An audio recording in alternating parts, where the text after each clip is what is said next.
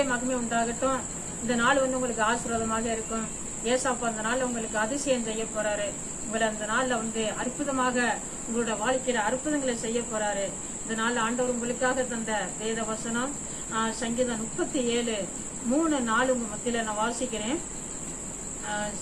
4:5 உங்க மத்தியில வாசிக்கிறேன். கர்த்தரிடத்தில் மனமகிழ்ச்சியா இரு, அவர் உன் இருதயத்தின் வேண்டுதல்களை உனக்கு அருள் செய்வார்.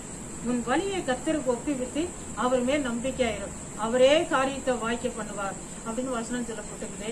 அருமையானவர்களே, வந்து ஆண்டவர் சொல்றாரு கர்த்தரிடத்தின் மனமகிழ்ச்சியா இருன்னு சொல்லி.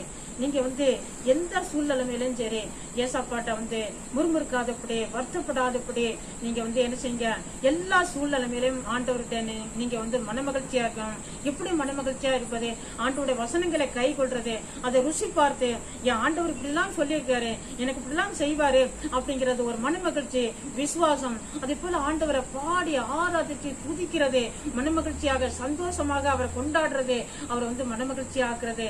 அடுத்து வந்து பார்த்தாக்க அந்த அவருடைய வார்த்தைகள் மேல வந்து என்ன செய்யறது, விசுவாசத்தோட ஒரு மனமகிழ்ச்சி. ஆண்டவர் இப்படிலாம் செய்திருக்காரு பாருங்க, இப்படிலாம் வந்து செய்திருக்காரு, எல்லாருக்கும் செய்யறாரு, எனக்கும் செய்வாரு, இப்படிலாம் வசனம் சொல்லப்பட்டிருக்கு, ஆண்டவர் என்னோட வாழ்க்கையில இப்படி எல்லாம் செய்வாரு சொல்லி விசுவாசத்தோட நீங்க அவர்கிட்ட வந்து நீங்க மனமகிழ்ச்சியாக இருக்கும் பொழுது பாருங்க, அவர் வந்து இருதயத்துல உள்ள வேண்டுதலுக்கு ஆண்டவர் அருள் செய்யறாராம். உங்க இருதயத்துல நீங்க வந்து நினைக்கலாம் வந்து இப்படி வந்து என்னோட தேவைகள் இருக்கிறது, இப்படி நடக்கணுமே, என்ன பண்றது, இப்படி வந்து செய்யணுமே, இதுக்கு பண தேவை இருக்கிறது, இப்படி இந்த காரியத்தை செய்யணுமே, போகணுமே, ஏன் வந்து என்ன யாரு நமக்கு இந்த உதவி செய்ய போறாங்கன்னு நீங்க மனசுலாதான் நினைச்சிருப்பீங்க.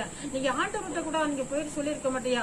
ஆனா நீங்க ஆண்டவர்கிட்ட மனமகிழ்ச்சியா இருக்கனால, ஆண்டவரை நீங்க கொண்டாடுறதுனால, அவரை பாடி துதிக்கிறதுனால, தேவ சமூகத்துல நீங்க அவரை வந்து ஆராதிக்கிறது, ஒவ்வொன்றுமே அவர் பார்த்து கொண்டிருக்காரு. நீங்க ஆண்டவருக்காக செய்யற ஒவ்வொன்றுமே வந்து மனமகிழ்ச்சியோட சந்தோஷத்தோட செய்யறதை அவர் பார்த்து கொண்டிருக்காரு.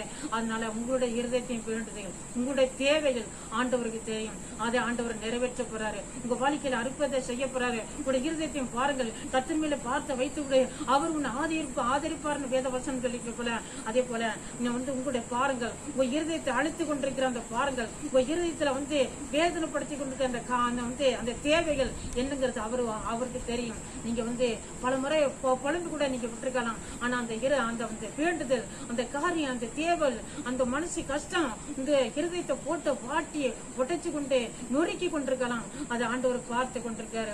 ஆண்டவர் உங்களுக்கு அற்புதம் செய்ய போறாரு. உங்க இருதயத்தை வேண்டுதலுக்கு ஆண்டவர் பதில் தர போறாரு. உங்க இருதயத்தை சந்தோஷப்படுத்த போறாரு, உங்களை ஆசீர்வதிக்க போறாரு.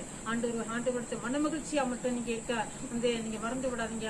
ஆண்டவர்கிட்ட முறுமுறுக்காதீங்க, ஆண்டவர் ஒரு குறையா நினைக்காதீங்க. ஆண்டவர் உங்களுக்கு அற்புதம் செய்ய போறாரு. ஆண்டவர் உங்களை ஆசீர்வதிக்க போறாரு. இந்த நாள் உங்களுக்கு ஆசீர்வாதமாக இருக்கும். ஆமே. கர்த்தர் உங்களை ஆசீர்வதிப்பாரு. ஆமே.